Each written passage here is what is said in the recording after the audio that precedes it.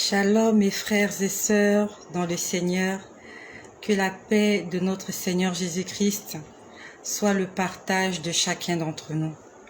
Je viens une fois de plus vers vous pour répondre à deux sœurs. Je vais premièrement répondre à une sœur qui m'a écrit. Alors j'ai oublié son prénom. Je reçois beaucoup de sujets de prière, mais je vais donner un indice pour qu'elle se retrouve. J'ai vraiment oublié son prénom. Alors cette sœur m'a écrit, elle m'a écrit depuis la Tunisie. Elle m'a dit qu'elle est en Tunisie et qu'elle aimerait aller en Espagne et qu'elle voulait avoir l'accord ou la permission du Seigneur afin d'effectuer ce voyage. C'est toi, à ma sœur, que j'aimerais te répondre. Donc, c'est soit la première. La deuxième personne à qui je vais répondre, c'est aussi une sœur qui m'a écrit. Donc, je vais d'abord répondre à cette sœur-là. Personnellement, j'ai oublié son prénom. J'ai oublié son prénom. Alors, je vais répondre à cette sœur qui vit en Tunisie et qui aimerait aller en Espagne. Cet après-midi, j'étais en train de prier pour toi afin que le Seigneur me dise s'il faut que tu ailles en Espagne ou non. Alors, pendant que je priais pour toi, j'ai vu une bassine. C'était une bassine pleine d'eau. Et à l'intérieur de cette bassine, non seulement il y avait de l'eau, mais il y avait de l'huile aussi. Donc, c'était de l'eau et de l'huile dans la bassine. C'était un mélange, on n'appelle pas ça un mélange homogène, mais on appelle ça un mélange hétérogène. Parce que l'eau et l'huile ne peuvent pas se mettre ensemble. Donc, on appelle ça, c'est un mélange hétérogène d'eau et d'huile. Mais c'était une grande bassine remplie d'eau et d'huile. Donc, c'était ce mélange hétérogène. Puis, j'ai vu deux petites bouteilles. Bon, on va dire pas peut-être bouteilles, on va dire deux bouteilles moyennes.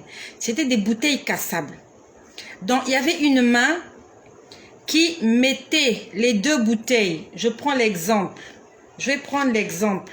Là, j'ai deux bouteilles. J'ai deux bouteilles. Et je fais un dessin de ce à quoi ressemblaient ces bouteilles. Donc, il y avait une grande bassine. Et à l'intérieur de la bassine, il y avait de l'eau et il y avait de l'huile. C'était ce mélange hétérogène.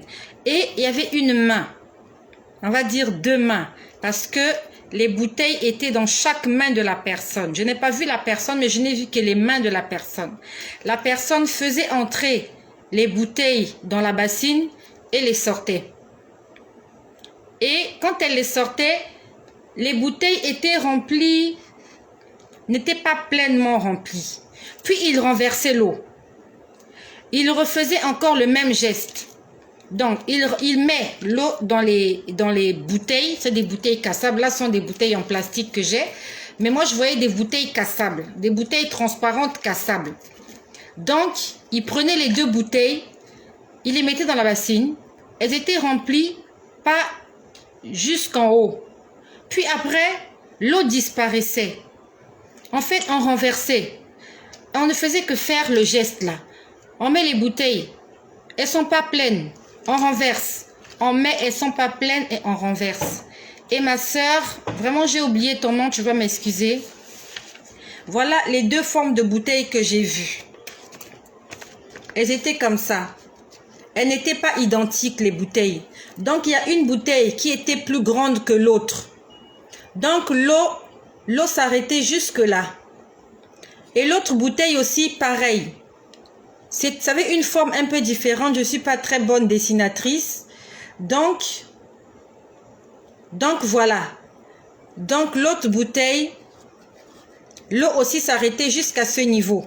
Et on faisait ce geste. Ce geste était répétitif.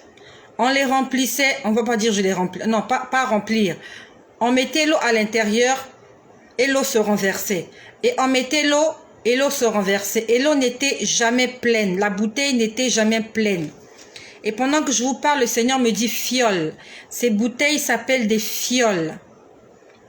J'aimerais demander à ma sœur, avec qui vis-tu en Tunisie là-bas? Parce qu'on m'a montré deux bouteilles. Tu n'es pas seule. Vous êtes deux. Est-ce que tu as un frère ou une sœur, parce qu'on m'a montré 2 personnes, ou alors tu vis avec quelqu'un. J'aimerais que tu me répondes inbox avec qui tu vis en Tunisie actuellement. Et quand tu aimerais aller en Espagne, avec qui tu entreprends vivre, parce qu'on m'a montré 2 personnes qui sont non seulement, par expérience, je sais que l'eau c'est la vie. Quand je vois l'eau, je vois la vie. Et quand je vois la vie, je vois le Seigneur Jésus-Christ. Et quand je vois l'huile, je sais qu'on parle du Saint-Esprit. Donc il y avait le mélange de l'eau et de l'huile. Donc la vie, Jésus et le Saint-Esprit. Sauf que vous n'étiez jamais remplis. Donc c'est comme si, j'aimerais que tu me parles de ton état spirituel actuel.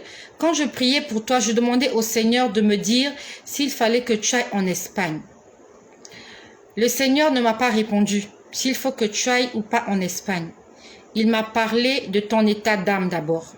Il est écrit dans le livre de Marc, « À quoi sert-il à un homme de gagner le monde s'il perd son âme ?» Il est écrit dans le livre de Matthieu, chapitre 6, verset 33, « Cherchez premièrement le royaume des cieux et la justice, et tout ce dont vous aurez besoin vous sera donné en retour. » Le Seigneur tient d'abord à la relation que tu as avec lui. Il va me répondre. Je vais continuer à prier afin qu'il me dise s'il faut que tu ailles en Espagne ou pas. Mais d'après ce que j'ai compris, le Seigneur veut d'abord mettre de l'ordre dans votre relation. Ta relation avec le Seigneur n'est pas parfaite. Souvent, tu as une vie de prière, après tu te relâches. Après tu te vides, tu te relâches même pas, tu te vides. Et vous êtes 2. Tu te vides complètement. Après, tu mets encore de l'eau et de l'huile. Et tu vides. Et encore. Le Seigneur nous dit, ne vous enivrez pas de vin, mais soyez au contraire remplis du Saint-Esprit. La Bible nous dit d'être remplis. Le vase ne doit pas être de moitié rempli. La fiole ne doit pas être de moitié remplie. Elle doit être remplie totalement. Le Seigneur veut que tu sois rempli totalement de sa présence avant d'entreprendre quoi que ce soit. Il veut que ta relation avec lui soit parfaite. Tu vas peut-être être déçu de la réponse que je te donne. Mais je ne viendrai pas te dire quelque chose pour te faire plaisir. Je ne viendrai pas dire quelque chose que Dieu ne m'a pas dit. Je viens ici répéter ce que le Seigneur me montre et me dit. Le Seigneur ne m'a pas parlé de ton voyage. Il m'a parlé de ta relation avec lui. Ça veut dire que actuellement pour lui, l'essentiel et le plus important, c'est d'abord la relation que tu as avec ton Dieu avant de passer à autre chose. Mais cela n'empêche, je vais continuer à prier pour toi afin que le Seigneur me dise s'il faut que tu voyages ou pas. Ça, c'était pour ma sœur. Excuse-moi, ma sœur, j'ai oublié ton nom.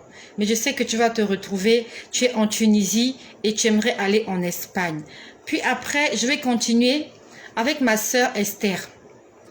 Ma sœur Esther qui nous a dit que sa maman est malade. Et je prie de tout cœur que le Seigneur puisse guérir ta maman. Qu'elle puisse reprendre les fonctions de tous ses membres. Qu'elle puisse se lever et qu'elle puisse marcher. Non seulement qu'elle se lève, qu'elle marche, mais qu'elle puisse être au service du Seigneur. Tu m'as dit que ta maman était à l'église catholique. Le Seigneur m'a demandé de revenir te parler et de te dire ceci, que tu dois transmettre à ta maman. Toi, je ne sais pas où est-ce que tu pries. Le Seigneur ne m'a pas parlé de toi, il m'a parlé de ta maman. Et j'aimerais que toi aussi que tu me dises où est-ce que tu pries. Est-ce que tu es né de nouveau? Est-ce que tu es baptisé par immersion? Et quelle est ta relation avec le Seigneur? Mais il m'a parlé de ta maman. Toujours dans le livre d'Exode, c'est ce que le Seigneur nous a dit hier. Quand je priais pour ta maman, il a donné Exode 20. Exode 20 au verset 3, là où il est écrit « Tu n'auras pas d'autre Dieu devant ma face ». Je ne sais pas si tu pourras avoir un dialogue normal avec ta maman suite à son état de santé. Mais j'aimerais quand même donner ce partage-là qui va édifier plusieurs personnes. Exode 20 nous parle des 10 commandements. Ça se passe dans l'Ancien Testament. Pour toi qui as une Bible, il faut que tu ailles le lire dans Exode 20, les 10 commandements que Dieu a donnés à Moïse. Et si tu as que le Nouveau Testament, je t'exhorte à t'acheter une Bible entière, là où il y a l'Ancien et le Nouveau Testament. Exode 20 Exode chapitre 20 au verset 3, c'est le verset là que le Seigneur a donné hier pour ta maman. Le Seigneur dit: tu n'auras pas d'autre Dieu devant ma face. Et à partir du verset 4, il est écrit: tu ne te feras point d'image taillée. Une image taillée, c'est une statuette. C'est une image qu'on a taillée soit dans la pierre, dans une statuette en pierre, soit dans le bois, une statuette en bois, ou alors avec du bronze, ou avec du plastique, ou avec tout ce que vous connaissez. C'est ça une image taillée. Et une image en elle-même, c'est un dessin ou alors une photo. Là, le Seigneur nous parle non seulement des images, mais des images taillées. Il dit: tu ne te feras point d'image taillée. Donc, le Seigneur nous demande, nous empêche, nous défend catégoriquement. On dit: tu ne te feras point. Ça veut dire que c'est catégorique. On n'en discute pas. Point, c'est indiscutable. Tu ne te feras point d'image taillée, ni des représentations quelconques des choses qui sont en haut dans le ciel. Nous savons qu'en haut dans le ciel, il y a d'abord Dieu. En haut dans le ciel, il y a les anges. En haut dans le ciel, il y a les saints. Les saints, c'est ceux-là qui sont morts dans le Seigneur. Donc le Seigneur nous défend de nous faire des images de Dieu, de nous faire des images des anges et de nous faire des images des saints. Et il a dit: tu ne te prosterneras point devant elle, car moi l'Éternel ton Dieu, je suis un Dieu jaloux. Donc nous ne devons pas nous faire une image de Dieu. Nous ne devons pas nous faire une image des anges. Nous ne devons pas nous faire une image des saints. Et quand je parle des saints, il y a aussi Marie. La Vierge Marie est une sainte parce qu'elle est morte dans le Seigneur. Le Seigneur nous défend de nous faire des images de ces personnes-là et de ces choses-là. Et encore, il dit: tu ne te prosterneras point devant elle. Se prosterner, ça veut dire s'incliner sous forme de respect. Se prosterner, ça veut dire vénérer la chose, adorer la chose. Le Seigneur a dit: je suis un Dieu jaloux. Et après, il a dit: non seulement des choses qui sont en haut dans le ciel, mais qui sont sur la terre. Sur la terre, nous avons les hommes. Sur la terre, nous avons les animaux. Sur la terre, nous avons les végétaux. Le Seigneur nous défend de nous faire des représentations des choses qui sont sur la terre et de ne pas les adorer. Ça veut dire de ne pas les consulter. Parce que lui, il est un Dieu jaloux. Il va encore plus loin. Il a dit des choses qui sont dans la mer. Dans la mer, nous avons des animaux marins, des animaux aquatiques. Nous avons des serpents, nous avons des poissons, nous avons aussi des esprits qui vivent dans les eaux, les esprits des eaux. Pour ceux qui connaissent les sirènes, qui connaissent les tritons, toutes ces choses qui vivent dans les eaux, ces créatures des eaux. Le Seigneur nous défend de nous faire des représentations de ces choses et aussi de nous prosterner devant elles. Et il va encore plus loin, il dit des choses qui sont sous la terre. Sous la terre, il y a aussi des créatures qui vivent sous la terre. Les vers de terre vivent sous la terre. Il y a des scarabées qui vivent sous la terre. Il y a aussi des êtres sous la terre. Il y a les morts. Nos morts, nos parents qui sont morts, quand on va les enterrer, on les ensevelit, on les met sous la terre. Le Seigneur nous empêche de nous faire des images de ces choses et pire encore, de les adorer. De se prosterner devant elles et de leur demander de l'aide. Et moi, je me rappelle, j'ai perdu mon père très jeune. Quand j'ai perdu mon père, j'avais 9 ans. Et à la maison chez nous, il y avait une grande image de notre père, une photo portrait. Et quand je voyais cette photo, j'avais l'impression qu'il était tellement vivant. Et souvent, je me mettais en face de cette photo, je lui parlais. Je parlais à cette photo, je lui disais: papa, pourquoi tu es mort? Pourquoi tu nous as laissés? Regarde comment on souffre depuis que tu es parti. Et je demandais de l'aide à mon père biologique. Je priais mon père, j'étais âgée de 9 ans. Je ne connaissais pas la parole de Dieu, mais j'étais en train d'idolâtrer mon père. Au lieu que je demande du secours à l'Éternel, à Dieu. Pourtant, je connaissais Jésus, je savais qu'il y a Jésus-Christ, qu'il fallait prier Jésus. Mais quand je voyais la photo de mon père, je lui demandais de l'aide. Je lui disais, papa, il faut que tu prennes soin de nous. Il faut que tu nous protèges. C'est de l'idolâtrie. Et je rends grâce au Seigneur parce que je n'étais pas morte à ce moment-là. Si j'étais morte à cet âge-là, j'avais déjà l'âge de la conscience. Le royaume des cieux allait être fermé pour moi. Parce que le Seigneur allait me dire, tu as adoré ton Père. Et il est défendu dans Exode chapitre 20 d'adorer un être humain. Nous devons adorer Dieu seul. Et ta maman, elle est allée consulter un autre Dieu à part Dieu. Peut-être qu'elle va te dire qu'elle n'est jamais entrée dans la maison d'un féticheur. Mais même le fait d'aller quelque part là où il y a des images, le fait d'aller quelque part là où il y a des idoles, et de demander de l'aide à ces idoles, d'adorer ces idoles-là, parce qu'on m'a parlé de protection. Elle était à la recherche de la protection. C'est sûr qu'elle se sentait en insécurité. Dans toutes les familles, il y a de la sorcellerie, beaucoup plus même dans la famille africaine. Il y a toujours de la sorcellerie, il y a toujours de la persécution. Peut-être qu'elle est allée, pas forcément chez des marabouts ou des féticheurs, mais elle est allée vers des images, vers des photos. Peut-être qu'elle a invoqué les esprits des morts. Parce que je l'ai vu et il parlait de protection. Ils sont allés chercher la protection quelque part. Au lieu de demander au Seigneur de les protéger, ils ont demandé à d'autres entités de les protéger. Ça peut être les saints. Elle a peut-être demandé la protection auprès de Marie. Marie est une sainte. Et le Seigneur nous défend d'adorer des choses qui sont au ciel en dehors de lui. Le Seigneur nous défend d'adorer Marie. Il nous défend d'adorer les anges. Il nous défend d'adorer les créatures, telles qu'elles soient, qui qu'elles soient. Le Seigneur nous empêche de les adorer. Dieu est un esprit suprême. Dieu est le créateur de toutes choses. Dieu est celui-là qui est doté de la supériorité extrême et qui mérite la louange et l'adoration de ce peuple. Dieu est celui-là qui a le pouvoir de vie et de mort sur toute la création. Et c'est lui que nous devons adorer. Marie a été créée par Dieu. Marie n'a rien créé. Marie était juste une femme par qui le Seigneur Jésus devait naître. Marie n'a rien créé. Les apôtres n'ont rien créé.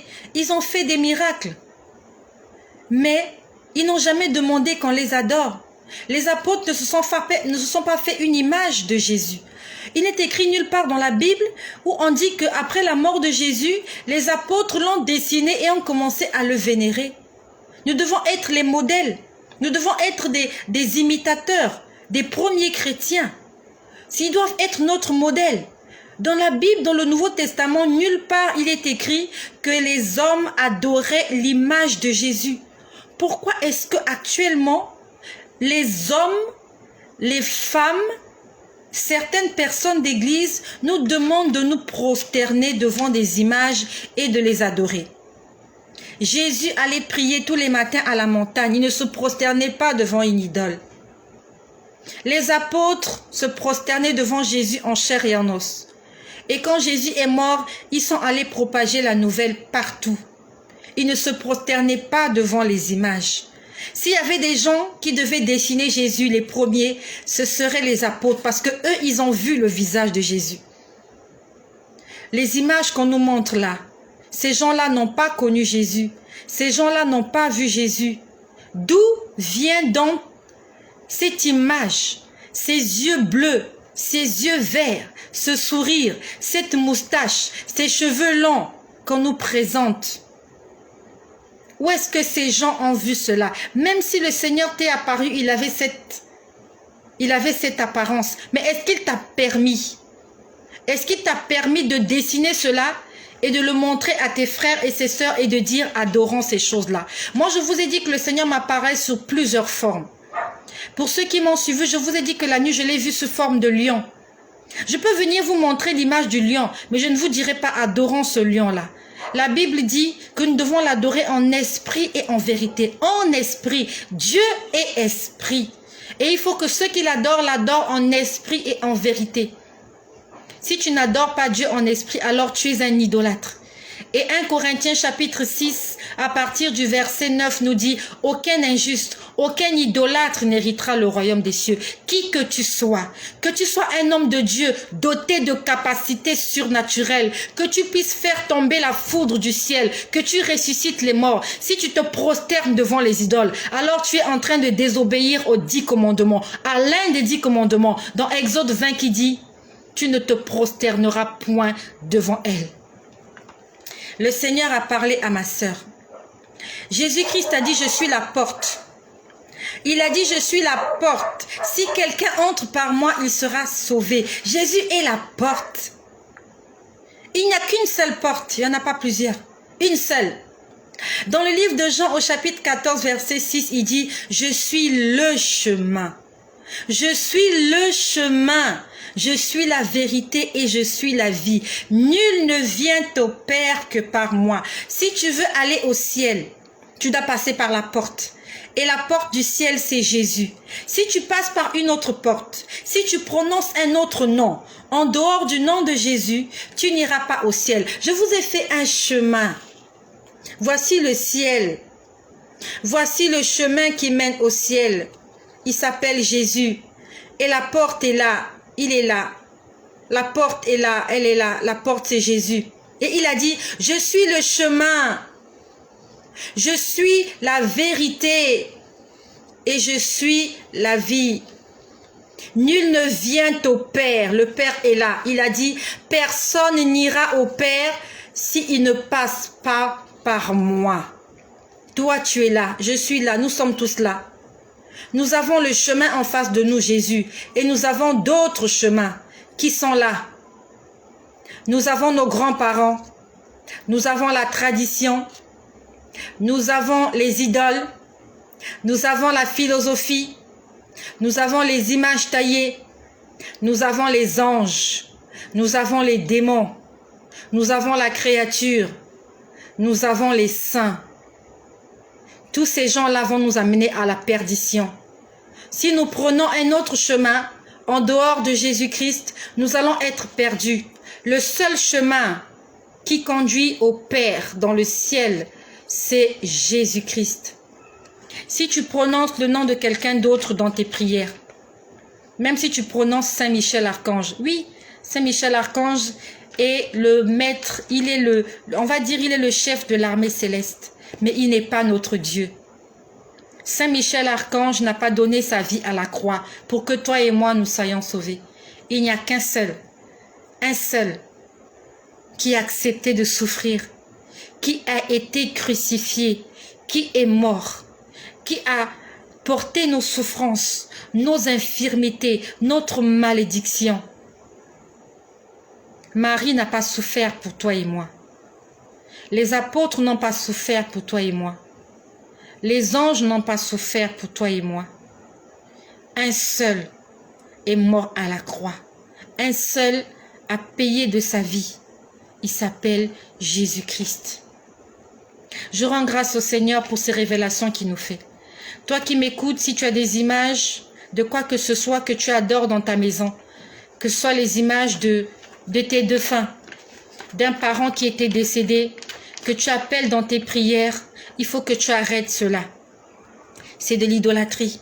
Je vous ai dit que je priais mon père et je ne me rendais même pas compte que j'étais en train d'idolâtrer mon père qui était décédé. Arrête d'appeler les gens qui sont morts à ton secours. Il n'y a que Dieu qui peut venir à notre secours. Ces gens-là que nous appelons à notre secours, ils ont rencontré la mort. Ils n'ont pas pu vaincre la mort. La mort les a terrassés.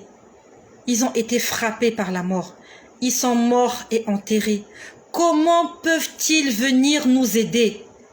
Comment peuvent-ils nous arracher de la mort alors que eux-mêmes, ils ont été malaxés par la mort? Ils ont été criblés comme du froment par la mort. La mort les a broyés. Ils n'ont pas pu lutter contre la mort. Et même s'ils ont lutté, ils n'ont pas gagné la bataille. Comment pourront-ils nous sauver de la mort? Un seul a vaincu la mort. Il s'appelle Jésus-Christ. Les hommes l'ont tué. On l'a enseveli. Il est resté 3 jours dans la tombe. Et le 3e jour, il n'est même pas resté 3 jours. Il est resté 2 jours et demi. Parce que le 3e jour au matin, il n'était plus là. Il est resté 2 jours.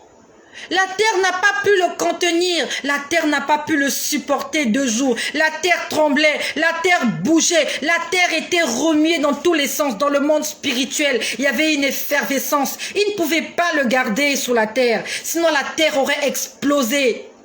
Il fallait que la terre le vomisse.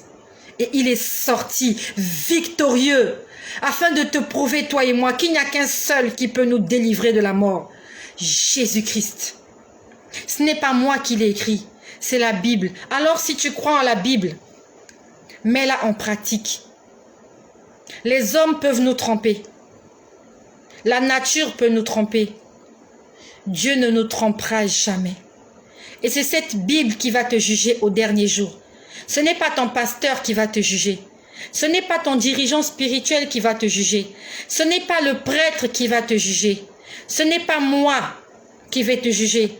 Ce n'est pas un prophète ou une prophétesse. Ce n'est pas une idole qui va te juger. Mais c'est Dieu qui va te juger au moyen de sa parole. Il te dira, tu avais la Bible. Pourquoi ne la lisais-tu pas? Pourquoi t'es-tu contenté à ce que les hommes te disaient? Les hommes t'ont trompé. Tu aurais dû me consulter moi. Qu'est-ce que j'ai dit? Qu'est-ce qui est écrit là-dedans? Les prêtres seront un jour jugés. Les pasteurs seront jugés. Les diacres, les diaconesses. Le pape sera aussi jugé. Toi aussi tu seras jugé. Et personne ne viendra parler à ta place. Tu ne pourras pas accuser quelqu'un. Même si tu accuses quelqu'un, si tu as tort, alors tu devras subir la sentence accompagnée pour ta désobéissance. Dans le jardin d'Éden, Adam et Ève connaissaient les commandements du Seigneur.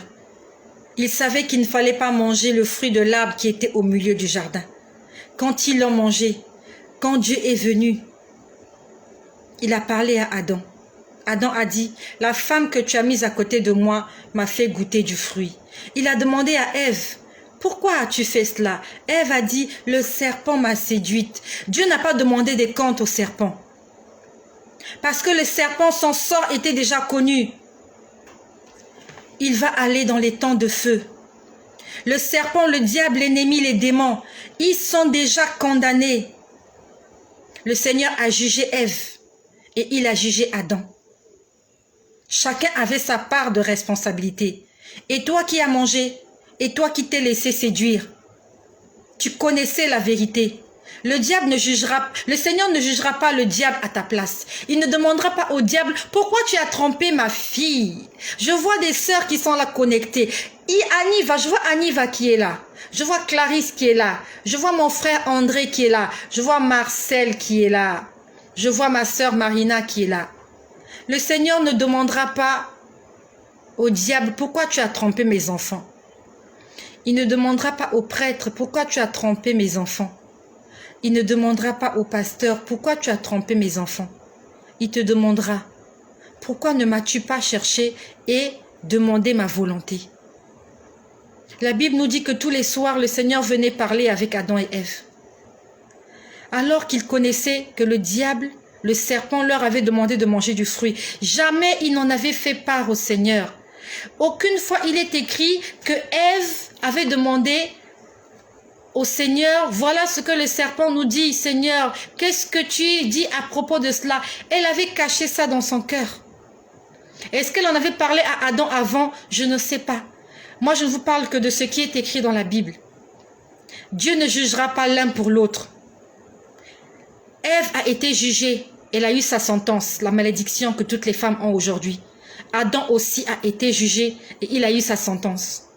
Le serpent aussi a eu sa sentence. Donc, ceux qui ont mangé, ceux qui se sont laissés séduire et qui ont été, et celui qui a séduit, tout le monde a eu une malédiction. Tout le monde a eu sa sentence. Toi aussi, tu auras ta sentence parce que tu te laisses séduire. Au lieu de consulter la parole de Dieu, au lieu de consulter Dieu, de lui demander, Seigneur, est-ce que ce que les hommes me disent, c'est la vérité? Tu te fies à ce que les hommes disent. Tu ne vas pas chercher de toi-même. La Bible est accessible à tout le monde, sauf à ceux qui sont illettrés. Si tu es un intellectuel, tu peux lire, tu peux consulter, tu peux demander qu'est-ce que Dieu a dit à propos de cela. Tu auras des comptes à rendre au Seigneur et tu ne diras pas au Seigneur que c'est l'homme de Dieu qui m'avait trompé. Soyez bénis chez vous. J'aimerais déclarer des paroles de bénédiction à toutes les personnes qui ont fait des commentaires. Ma sœur Marina Fouti, sois bénie au nom de Jésus. Je prie que le Seigneur Jésus puisse te remplir de ses grâces, de tes bénédictions et que le salut soit ton partage. Je bénis ma sœur Annie Vamwanza qui est là. Je bénis ma sœur Marcel de Leslie. Alors j'espère que ça va défiler. Je bénis mon frère André Lalas. Je bénis ma sœur Clarisse Polici. Je bénis toutes les personnes qui ont intervenu. Que la grâce du Seigneur nous accompagne. Nous sommes là pour nous édifier, pour nous fortifier, afin d'hériter le royaume des cieux. Il y a quelqu'un qui va mourir ce soir. Il faut que tu fasses ce partage-là. Peut-être qu'il adore les idoles aussi. Peut-être qu'il se prosterne devant les statuettes. Peut-être qu'il invoque les esprits des morts, des défunts, l'esprit de son père, de sa mère, de ses frères, de ses sœurs, l'esprit de ses enfants qui est décédé. Envoyons-leur ce message, afin qu'ils ne puissent pas tomber dans la perdition, car telle est notre mission. Va le leur dire.